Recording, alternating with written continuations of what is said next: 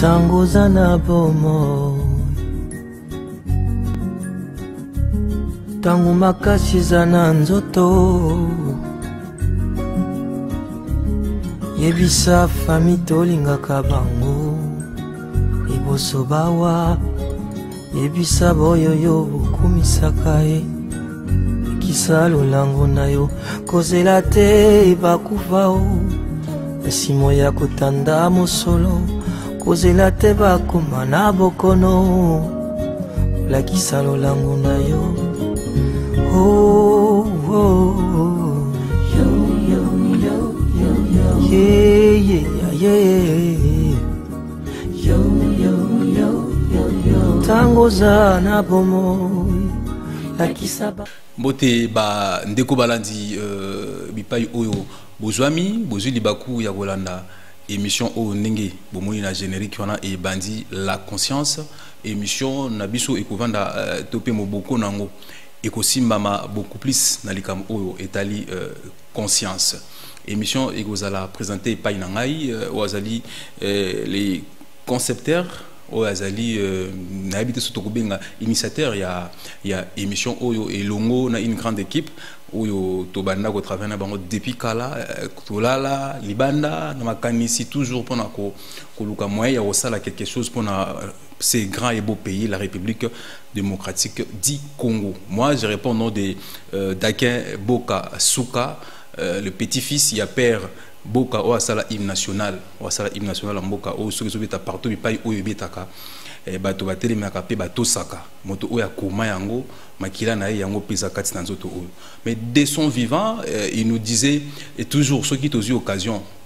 bana na ngai bandeko na ngai ceux qui bozi occasion ko sala bola mpona mboka oyo Congo bo ezitaka te bo sala yango bala moko alors malobani wana ivanda ebota na kati ya nzoto ebota misisa na kati ya molimo na nzoto na ngai pe ya bandeko na ngai pe lokola avandaka abandai ko marteler to pe koloba mingi na likambo etali moto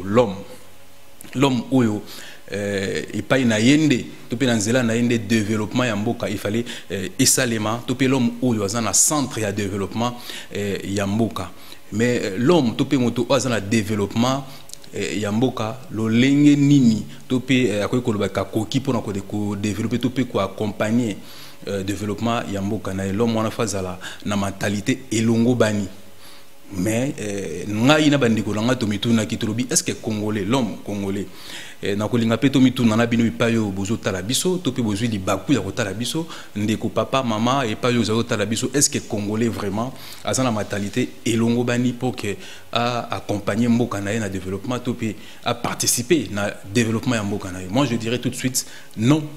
Congolais ont une mentalité et l'ongobanité. Raison pour laquelle na ba animoko topé ba kalamingité a ba ki kolobela likam ou ya changement de mentalité. Ça dit pour Congolais azaki na mentalité l'ongobanité tozoa to kota na kati ya changement ya mentalité pour que to koma na makoki topé Congolais a participer na kati ya développement ya mboka na ye. Mais pona Congolais topé moto Congolais a kota topé a changer mentalité na ye ezana deux moyens topé ils ont la banzela mi balé ou moto akoki ko changer mentalité ko bongo la mentalité na ye le premier moyen ou bien la première possibilité zali na makasi c'est-à-dire ba pousser moto na makasi pour que a changer mentalité on a par exemple les bilés par exemple ça vraiment bilés surtout qui attend ba état indépendant du Congo ba Syrie ba ya kalapina ba Syrie ba colonisateur ou bien ba Congo belge tout le monde a peine zalaka ba no changer moto moyen topé congolais mentalité na niveau ya fimbu ba kango na makasi sur fimbu souvenez-vous aussi na l'époque il y a Mosé Laurent Désiré Kabila ndenge ba recevoir bazor ba film to ka ba kumba ba film mususu awa bazo bengango aller retour ba kumba ba film mususu ba no bengango etirette donc so ba betio 10 na libumu 10 na mukongo ba kotando na mulongo ba tando na mulayi boye ba betio film ezo banda na makoloti na mutu wana ba bengango etirette to mona a na niveau ya Congo juste pour na congolais a changé mentalité la deuxième possibilité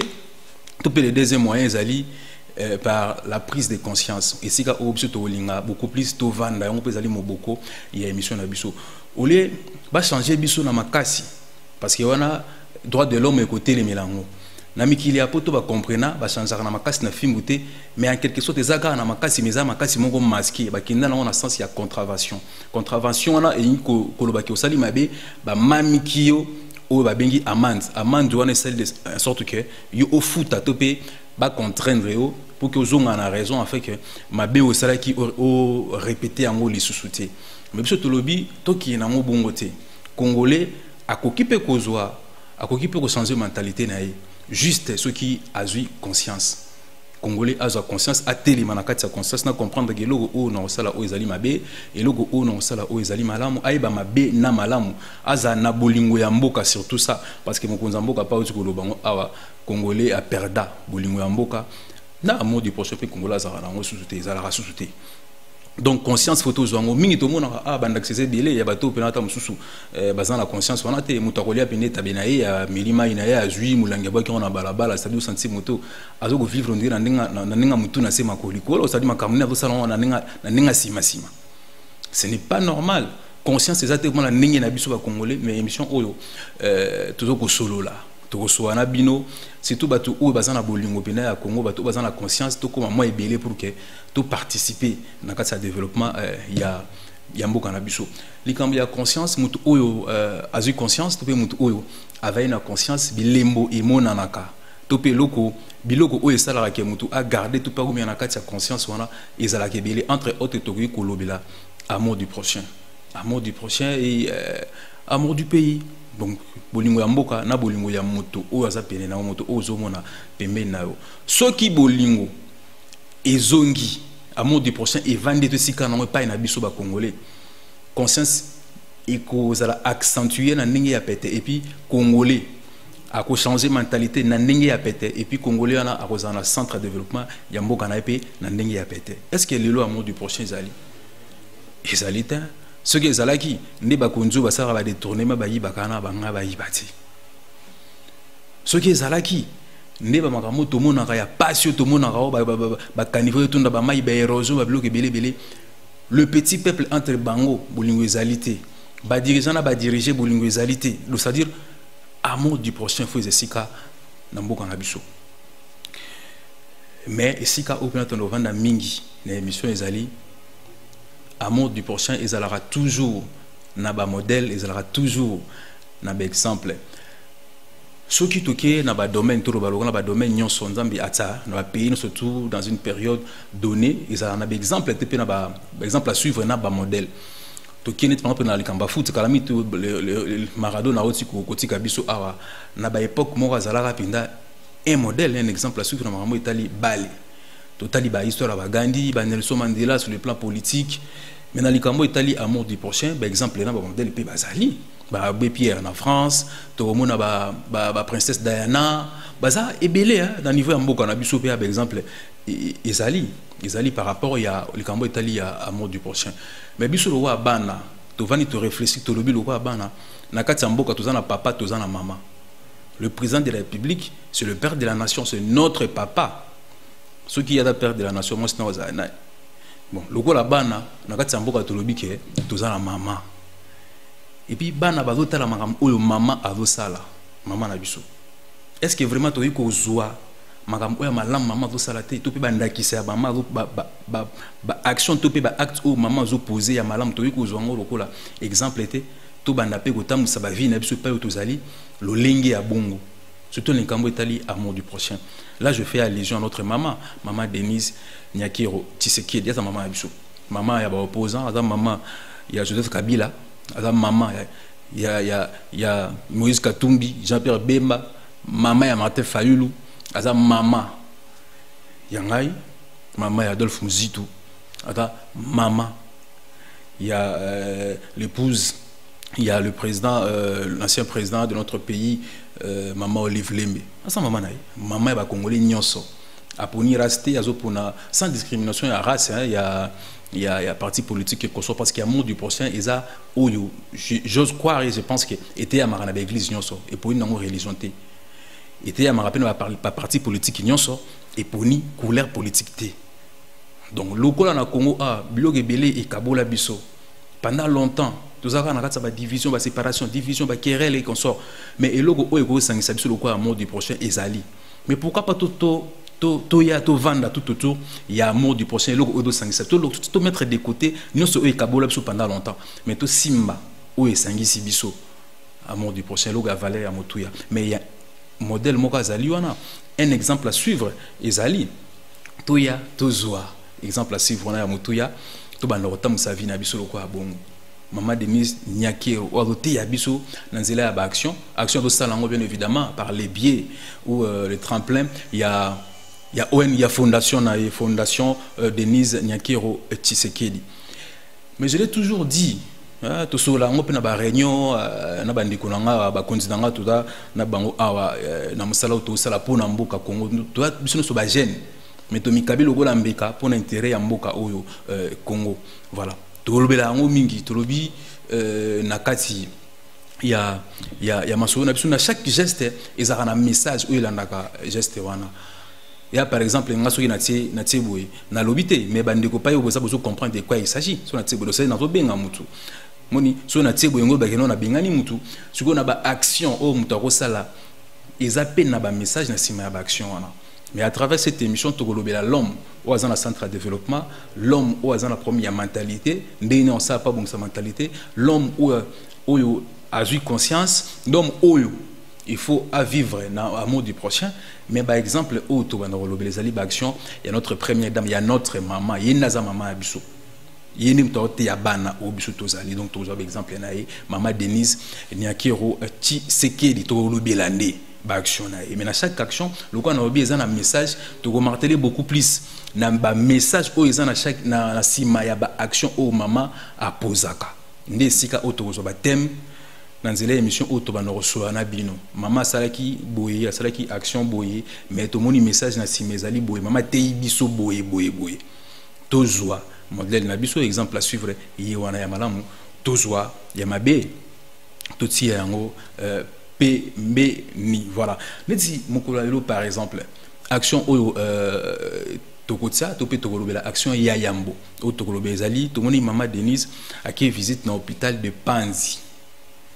aki kotala ba maman ba viola ba maman bazala ba problème et pas ya moto maele moto azana maele pe azana motema le docteur Mukwege Denis Mukwege et pas au maman qui n'a eu visiter aki tout le monde bien ça y visite tout le monde et je crois avant tout ça là moi commentaire j'aimerais bien ce que et l'on a bien total action oyo piton torozon ato mi système par rapport à action de toro développer moi muké mais maman na biso avec ça la biso lo wa bana to l'un exemple ya maman regardons cet élément et puis on va se retrouver juste après topé ça me va détailler qui regardons. Un invité de marque dans le mur de la mythique structure hospitalière de Panzi. Denise Nyakero Tshisekedi ne pouvait boucler sa mission dans le Sud Kivu sans passer par ce centre de renom, notamment célèbre grâce au docteur Denis Mukwege, dont les échos de ses chirurgies appliquées aux femmes fistulées retentissent à travers le monde. Protocole d'usage s'ensuit et puis le temps de plonger l'invité dans l'univers de l'hôpital. Historique, statistiques et difficultés de l'hôpital général de référence de Panzi étalé à la première dame. Après une projection vidéo sur les récits et les témoignages de la tragédie vécue par les femmes victimes de violences sexuelles, récits qui attestent qu'en 20 ans, presque 3 à 7% des mineurs ont été violés et plus de 50 000 fistules et prolapsus ont été traités. Difficile pour la première dame de se retenir. Sa seule expression sont ses larmes. Malgré l'émotion suscitée par la situation de ces femmes, elle poursuit sa visite dans les installations de l'hôpital. Ensuite, un bref entretien en privé avec les victimes pour enfin remettre en guise de réconfort le kit de dignité. Impressionné par cette œuvre grandiose, Denise Nyakero Tshisekedi a pris son temps pour visiter tous les compartiments de l'édifice. De l'hôpital à la fondation, la première dame salue le travail fourni chaque jour par le docteur Mukwege et son équipe et juge opportun de nouer un partenariat entre sa fondation et celle de Panzi. Depuis plusieurs années, je rêvais de venir ici afin de m'imprégner de la réalité sur place. Je me suis rendu compte du travail difficile qu'abattent les psychologues, mais surtout l'extraordinaire travail du docteur Mukwege. Son combat est très noble. Je vais certainement vous accompagner et de plusieurs façons. Nous resterons en contact. Votre plaidoyer sera sans faute sur la table du chef de l'État et je me battrai sans relâche jusqu'à ce qu'il trouve une solution à votre situation. Je sais qu'on ne va peut-être pas tout résoudre, Dieu seul sait, mais nous devons faire évoluer les choses. Malgré la guerre, je me demande sans cesse, mais pourquoi violenter les femmes et les bébés? Pandi accueille une grande dame, une mère, occasion propice pour faire un plaidoyer auprès de la première dame pour que la paix regagne enfin et pour toujours dans le Kivu. Nous sommes envahis par beaucoup d'émotions.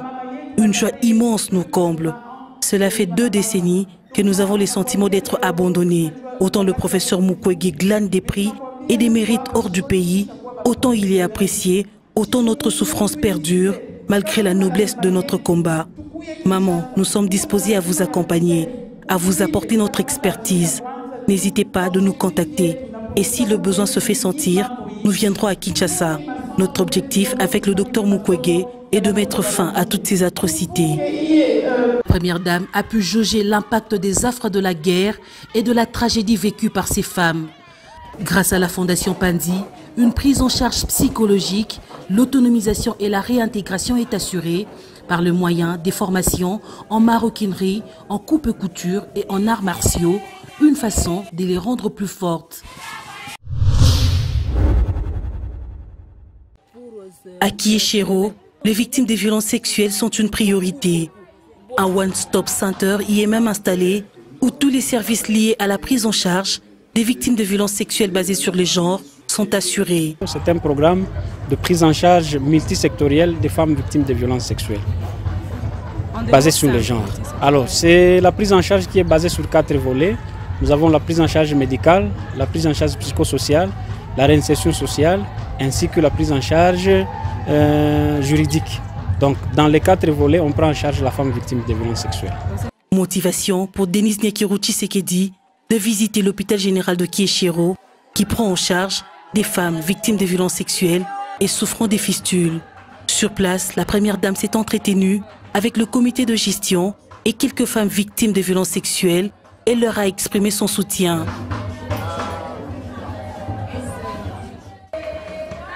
Partout où elle est passée, et grâce à l'appui de l'UNFPA, l'épouse du chef de l'État a remis un lot composé des kits de traitement post-viol et des kits de dignité, ainsi qu'un lit d'accouchement. Le One Stop Center est une innovation dans la prise en charge des victimes. Ce service prend en compte la prise en charge psychomédicale à la réinsertion, en passant par un accompagnement juridique. Les cas qui arrivent de moins de 72 heures, nous les prenons en charge, c'est un cas d'urgence, c'est-à-dire nous donnons le kit PEP. Dans le kit PEP, il y a 4 molécules, il y a 5 molécules parce qu'il y a le pilule du lendemain, il y a les ARV, il y a les antibiotiques et quelques autres molécules. Lorsqu'un cas arrive au-delà de 72 heures, c'est-à-dire dans ce cas-là, nous traitons maintenant les conséquences parce que les préventions, c'est déjà dépassé. Pour ceux-là qui manifestent les troubles comme de la dépression, nous les prenons en charge et nous utilisons quelques méthodes qui sont purement psychologiques. La thérapie peut durer 3 mois ou plus de 3 mois. Après un moment donné, ils se réadaptent et ils sont intégrés dans la société. Dans un entretien essentiellement privé et hors des caméras, la première dame a réconforté les victimes, appelées à être plus fortes.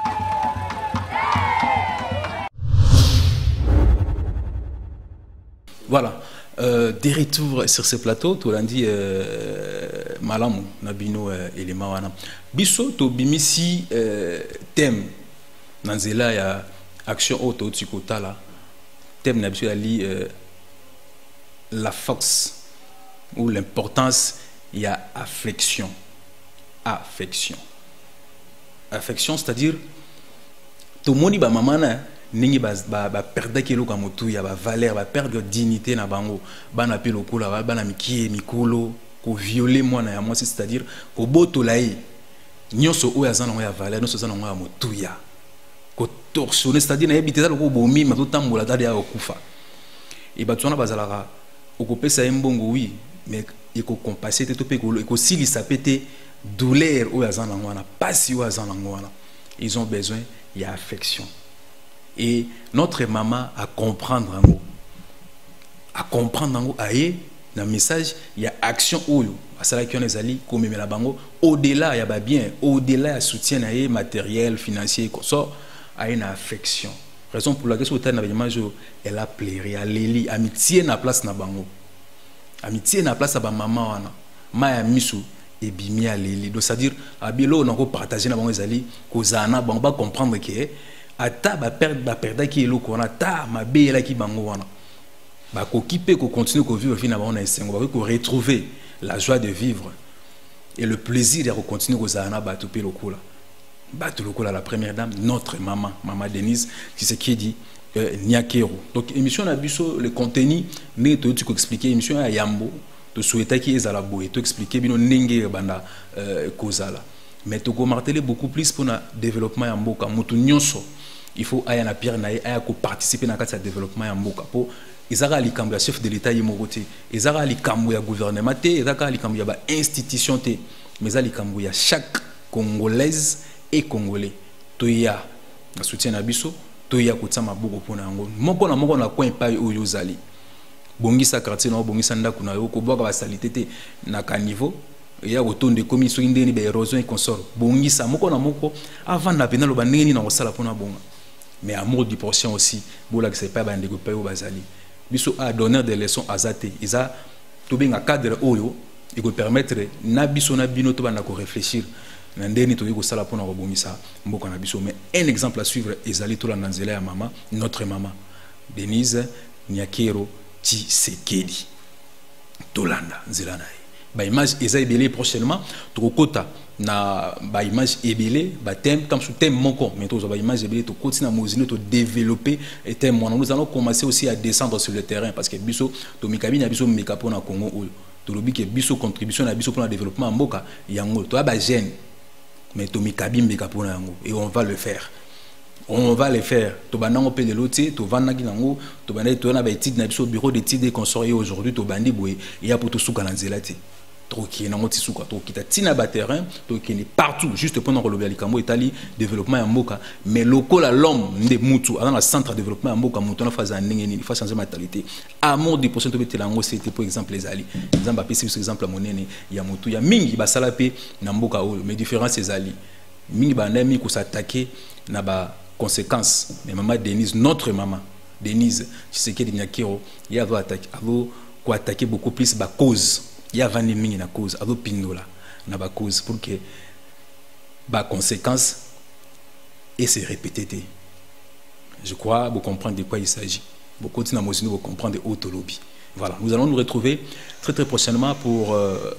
un nouveau numéro. Il y a émission na biso oyo. Merci na ba chaîne o ba pesi biso espace. Ba o peut soleil na bango. To négocier na bango par rapport à un contrat. Merci.